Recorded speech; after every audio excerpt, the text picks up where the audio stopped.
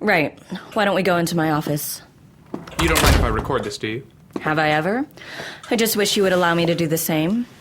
You understand, though, I'm privy to very sensitive information. I can't have unsecured recordings just floating around. No, I suppose not. Let's get started, shall we? This is Agent Green on behalf of the AM, ID number 46942, speaking with Dr. Bright. Asset number 43. This is our 8th meeting to discuss Dr. Bright's research and the current status of her patients. How are things going, Dr. Bright? Fine. Any particularly important updates on your research? No.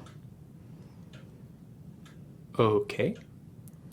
Now, from your notes, it appears that you have 2 new patients since I last saw you, correct? Yes? And how did you come across these atypicals? One found me through an ad I placed in the paper, and the other was referred to me by another atypical. Ah, yes. That's, patient number 13. That's the Turner girl. Interesting genetic anomaly there, isn't it? Well, both she and her mother are Class A, so there is still genetic precedence. True, and genetics don't always follow a pattern with atypicals. You know that better than anyone. But she displayed rather late. As far as we know, it's possible the ability was dormant, perhaps presenting in the form of an imaginary friend when she was a child, or excellent instincts as she grew older. We've seen abilities fully bloom in late teens, early 20s like this before. Yes, of course. I imagine you have a theory about the relationship between telekinesis and telepathy. I'm working on one. Oh, you and your theories. You know, you never bore me, Doctor. Shall we move on? Sure. All right, that takes care of patient number 13, so let's go back to the beginning. Patient number 1A5. Ah, yes, the mother, Vanessa Turner. She's not seeing you still, correct? Correct. She doesn't need any help with her ability. I would appreciate it if you didn't refer to my patients by their names. I would like to maintain some semblance of patient confidentiality. Of course. Of course. Okay, so no change with patient 1. Patient number 2B4. Right, that was one of ours, pyrokinetic. How are they doing? Much better. The control slips from time to time, but the fires are still quite small, so no harm is done. Very good. All right, number 3C2. Which one was that again? Weather manipulator. They still can only cause a few raindrops, and it seems to be tied quite closely with their mood. But it's gotten better as they've gotten older. Isn't that always the way? Emotions always seem to get easier with age. Some emotions, anyway. Others just get stronger as they are left to stew. Right. Okay, number 4A5. That's another telekinetic, so unless there have been any changes... No? Good. Moving on. Patient 5, that's a Class E. Remind me why this one is high risk? They're a psychic, or they think they are. I'm constantly trying to handle their delusions of grandeur. Not a danger to society, really, just a danger to themselves. Ah, might want to think about recategorizing them. That's a bit confusing. Sure. Great. Okay, patient number 6C1. Oh, yes, the shapeshifter. One of my favorite abilities. Shapeshifter might be going too far. They're still in the changing hair and eye color phase. But I think there's a lot of potential there if the patient wants to explore it. Well, let me know if they start growing a new face. Those ones are always impossible to log into the system. It's incredibly difficult to decide on just one photo for them. I imagine. Oh, come on, you must remember having to put those subject profiles together. They were such a pain. Indeed. Moving on, patient number 7B3 emits electrical impulses at a very low level, trying to apply their power to a clean energy project with very mixed results. Patient number 8C6, invisibility. A teenage subject, so sometimes they just disappear when embarrassed, but we're working on it. Patient number 9A2, another crackpot psychic. Whoa, slow down. No need to speed through this. You're my last meeting of the day, so don't rush on my account. I just want to get through this as quickly as possible. I have other work to do. Joan? Don't call me that. Please, can we just talk for once? Agent Green, you are here on official business, so let's stick to that. Very well. Where were we? Patient number 10. Another Class E. A potential Class E. Astral projection. Right now they can simply move outside their body and observe, but it's possible they may eventually be able to move into other bodies, so I'm keeping an eye. Excellent. As always, let me know if anything changes. Patient number 11A7, basic empath. Any problems there? None whatsoever. Patient number 12D10. Oh, this is the new patient. Class D, that's time manipulation, correct? And space manipulation. Right. I'm sorry, that's a bit of a sore subject for you. A sore subject? I just meant that... Yes, it's a bit of a sore subject. Jesus, Green. I'm sorry, I'm really sorry. I didn't mean to be glib about it. You know how terrible I feel about everything that happened. And what a comfort that is. Joan. You didn't even try to do anything. They brought him in and you knew and you didn't do anything. You didn't even tell me, and by that point we were already... And you just carried on like nothing was different. I know. And I know my apologies will never be enough. No, they won't. But we are working to figure it out. To get him awake again. Even if I believed that were true, what then? We'd make good on our promise and release him to you. I don't believe that for a second. I don't believe that it was ever the AM's intention to release Mark to me. Of course it was. Then why not give me custody now?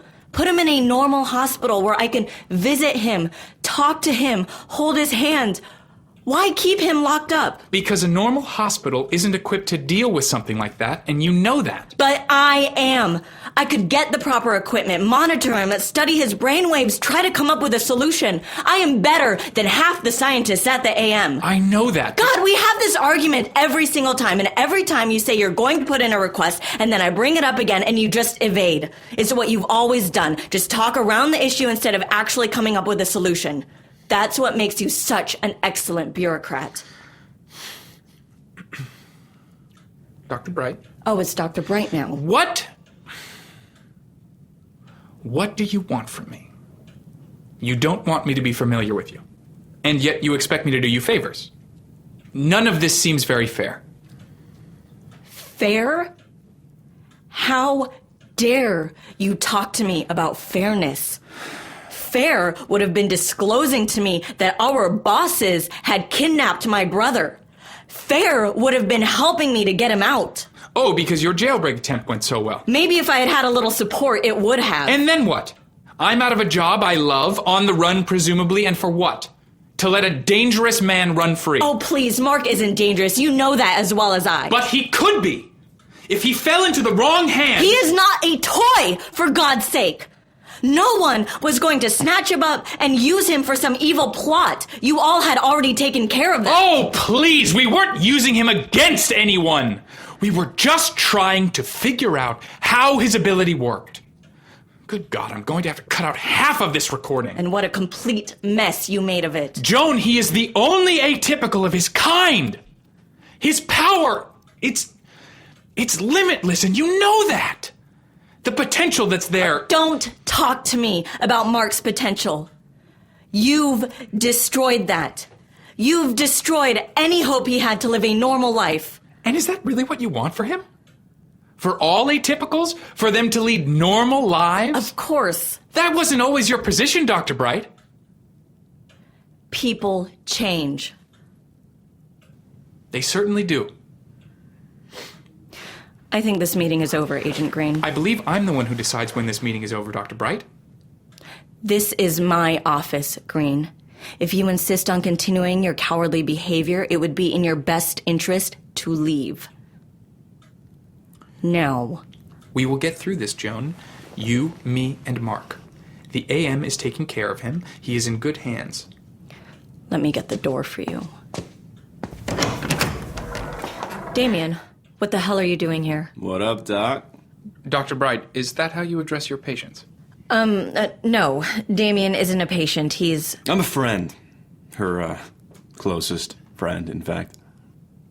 I see. Well, I guess I should get out of your hair. Leave you to your Friday night. Oh, I'm sorry, I didn't see you there, miss. My goodness, this is a very busy waiting room for a Friday afternoon. Yes, indeed. Hello, Christine. You're here to pick up Sarah, correct? Yes. Yep, we were just about to head out. Oh, yes, where is Sarah? Bathroom. Ah, well, give her my best. Lovely girl. Absolutely. Goodbye, Agent Green. Have a pleasant weekend. Thank you, Dr. Bright. You as well. Well, all of you. all of you have a nice weekend. Thanks, Agent. Pleasure to meet you. Sure. Bye now.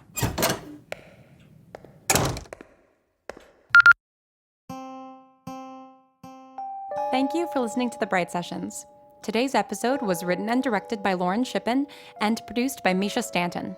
Make sure to tune in next week for part 2 of this episode. The voice of Dr. Bright is Julia Morizawa. The voice of Agent Green is Ian McEwen. The voice of Chloe is Anna Laurie, and the voice of Damien is Charlie Ian. If you want to help us make more of The Bright Sessions, consider becoming a patron at patreon.com/thebrightsessions or donate through our website, thebrightsessions.com. Also on that website, you will find bonus content about the story and characters, as well as info on the cast and crew. And if you haven't already, follow us on Tumblr, on Twitter at Bright Podcast, and even on Reddit. And if you're looking for more podcasts to fill your feed, may I recommend Ars Paradoxica? It's a story about physics, the deeply human desire to fix our own mistakes, and America. And it's directed and produced by our very own Misha Stanton. Check it out. But for now, thanks for listening and stay strange.